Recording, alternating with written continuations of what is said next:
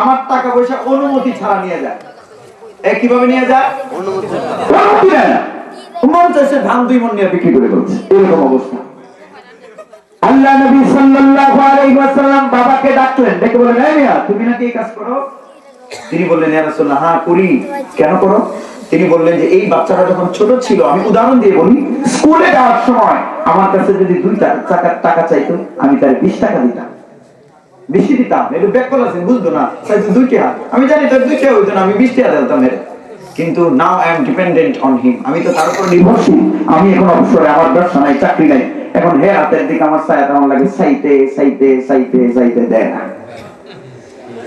এই কথা শুনে আল্লাহ নবী সাল্লাল্লাহু আলাইহি ওয়াসাল্লাম আবার ওই পুত্রকে ডাকলেন, ডেকে বললেন, এই বলে শোন, আনতা ওয়া মালুকা লিআবিকা, তুই আর তোর যত সম্পদ আছে সব কিছুর মালিক তোর বাবা। সুবহানাল্লাহ বলবেন না আপনারা? বাপে